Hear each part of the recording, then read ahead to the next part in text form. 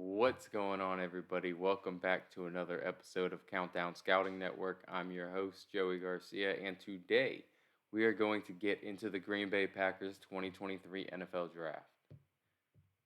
Whoops. All right, so starting off round one, pick 13. They went Lucas Van Ness, the edge rusher from Iowa. I gave this a C minus.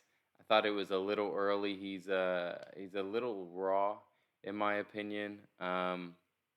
He needs to get stronger. Again, he was a redshirt sophomore last year, um, and he doesn't have that many reps because he was a rotational guy. Iowa likes to rotate their guys regardless um, of talent. It's mostly just getting all their guys through. So he was rotating in a lot. He was outside at the edge. He was inside at like a three technique. So he got to play along the line of scrimmage. That was good. He is bursty and has some good flexibility, but he just doesn't really have any moves, and he doesn't hold up at the point of attack very well. Just because I think he needs to grow. I think he needs to grow into his weight. I believe he's only 20 years old right now, so I think getting him in the system and having him be a rotational guy at the beginning of the year will be beneficial, and then getting him to learn some moves and getting him on an NFL diet is going to help him as well. All right, getting into their second round pick. This one was pick 42. They took Luke Musgrave, the tight end from Oregon State. He's 6'6", 255 pounds, and he's super athletic. He's 6'6", 255, but he moves like he's 230, moves like he's 220, something like that. He's a seam buster at this moment. Doesn't really know how to play off of guys when he's running routes. He doesn't do any head fakes, and he just kind of struggles to separate. But super athletic. You can use him in the red zone situations right now, day one, and again, he'll grow from that. He is an older prospect, I believe, and he didn't play much at Oregon State because of injuries. So that can be an issue here. We'll have to keep an eye on that, but he does have the upside. So I'm excited about this pick. This could be a really good home run hit. They had another second round pick. It was pick 50. They took Jaden Reed, the wide receiver out of Michigan State. He's 5'11", 190 pounds, and he runs really good routes. He understands how to play off of the defender, just like what I was saying with with Luke Musgrave. Not knowing how to do it, Jaden Reed is really elite at that. That's probably his best trait. He can play inside. He's played outside as well, and yards after catch is dangerous with him. He's got really good moves in the open space as well as being a return man. So those are probably some things that he's going to do immediately.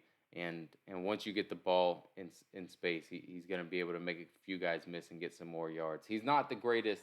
He doesn't have the best pure speed, but I don't think it's going to be an issue. His arms were also shorter. What some people were worried about is just his reach, especially having Jordan Love being there, and he's going to be a newer quarterback. But I don't think it's going to be an issue, especially if he's going to be playing inside in the slot. He's probably going to be playing within 15 yards anyways, and then making moves after the catch. So I'm not worried about that. Going to their third round pick, they got a second tight end. They got Tucker Kraft, tight end from South Dakota State. I gave this a B. I like this pick better than the Lucas Musgrave pick, just because you have a guy that you can develop that has upside, but he's already a better blocker than Luke Musgrave, in my opinion. He's got better strength. He's got better routes than Musgrave as well. He's a guy who just really needs to develop all on his own. My cat's gonna walk in front of the screen, but that's all right. We can keep on talking.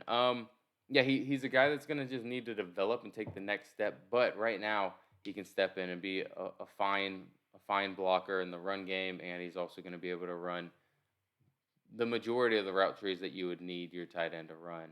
He doesn't have the biggest um, frame, I guess you would say, like Luke Musgrave. Luke Musgrave's arms are huge. They're long. He's also taller, but Tucker Kraft is no small tight end. He's a big body tight end. So another pick I really like, round four, was Colby Wooden, the defensive end edge rusher from Auburn. He's 6'4", 275 pounds, and he's extremely powerful. I mean, if you look at him in this picture, yeah, you can tell he's 275, and he's thick in the legs, he's thick in the upper body as well. Um, and he's really a run defender that can get some good pass rush. I saw some good pass rush on the edge for him being 275 pounds. I don't know if he's going to be rushing off the edge very often. He might be someone that they slide inside and have him be an interior pass rusher because he's powerful enough where he can hold up he can hold up at the line of scrimmage at the run point and diagnose from there. So I like him with that. His pad level occasionally gets too high whenever he's getting into a run fit. That's something, and then also hand striking. But those are two things that you could really try to coach out of him at the next level. So I like this pick. This is a good pick in the fourth round. Going to their fifth round pick, they got Sean Clifford, quarterback from Penn State. I know a few videos ago I kind of talked a little bit about this, and I don't want to hate on the guy at all. I did give it an F grade, but he's 6'2", 220 pounds. He's got good leadership. He's super competitive. I got to watch him play some in person, and he's just poor decision making. He's almost like not confident in his arms sometimes. He's got bad accuracy and just not very good arm strength. He does have a little bit of mobility, but this is the guy who you're purely picking up to best case scenario be your long-term backup quarterback. So in the fifth round, I thought that was a little too high to be getting a guy who best case scenario is going to be a long-term backup like a Brian Hoyer type. So I didn't really like that pick. They had another fifth round pick. They took Virginia's wide receiver Dontavian Wicks. I gave it a C plus. I thought it was a good fit here. He's 6'1", 210 pounds, and he's a speedster. He's got vertical routes down to a T, where he just again at that offense they really only asked him to run a post pattern, a corner, and a go route, and that's really all he ran. So he's good at that. He's got good release off the line. Again, he's a big body, 210 pounds.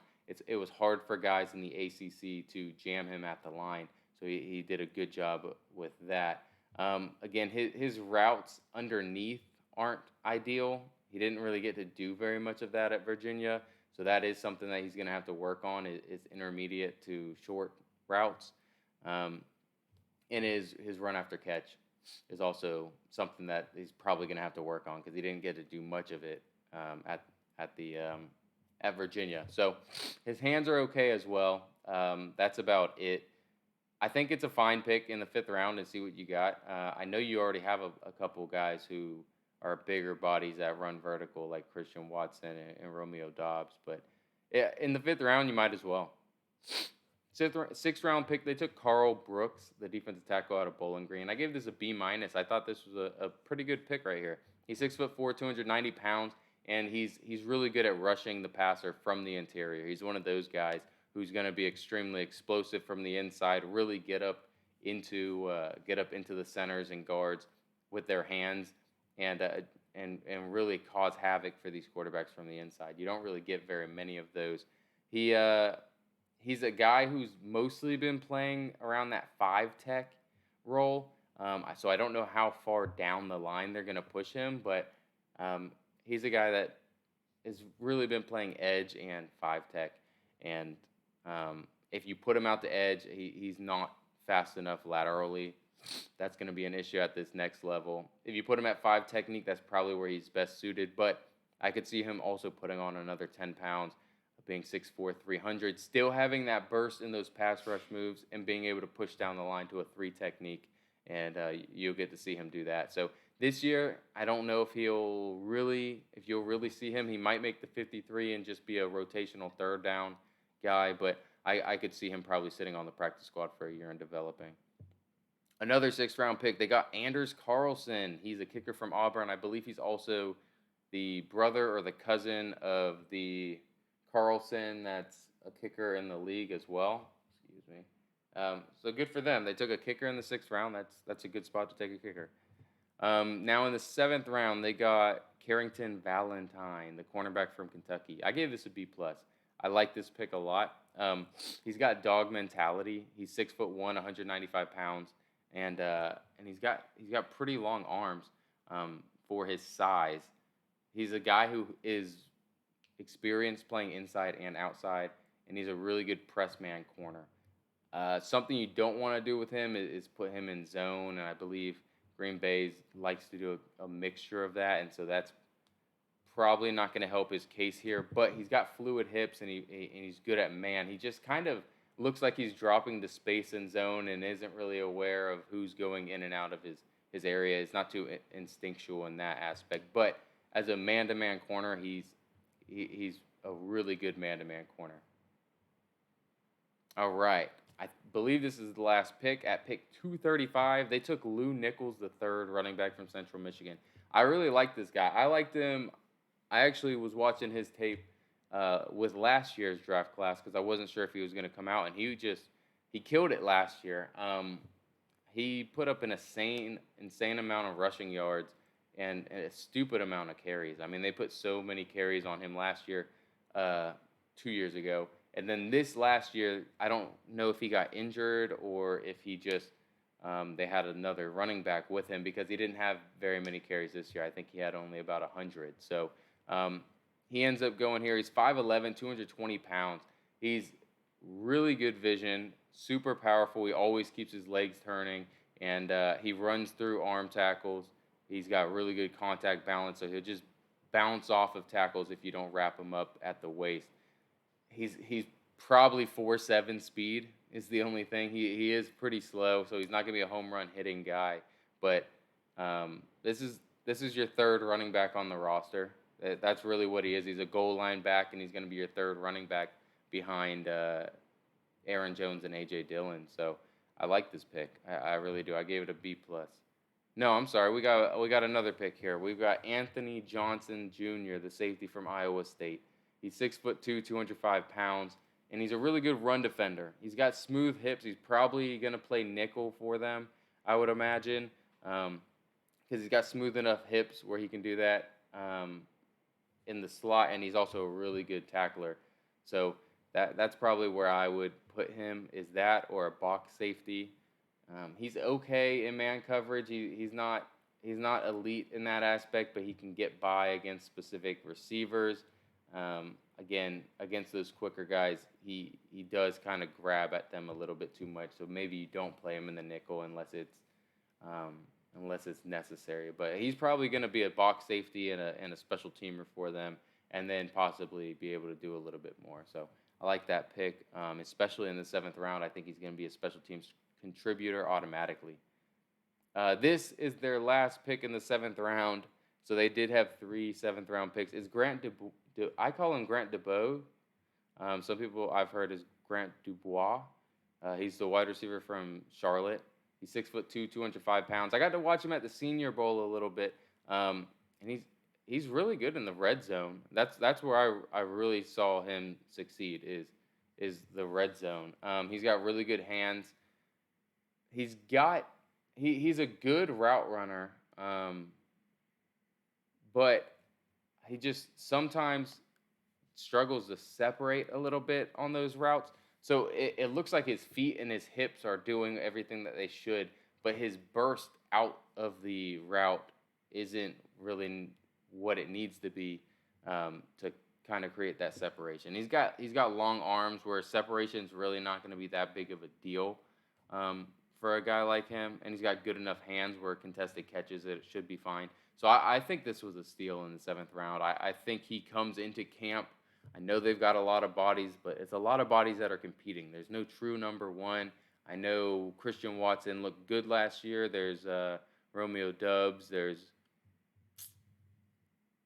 a couple other guys. I know, and then they drafted 2 here. So I think he can stick on the roster and be wide receiver 3, wide receiver 4, wide receiver 5, somewhere in there, and stick on this roster. So look out for Grant Dubois, I guess is how we're going to say his name. I appreciate you guys stopping by here. Tomorrow we'll be doing the Minnesota Vikings, so stay tuned for that. If you can, go ahead and leave a like and a comment down below if you disagree with with some of the takes on this one, and we will see you guys next time. Peace.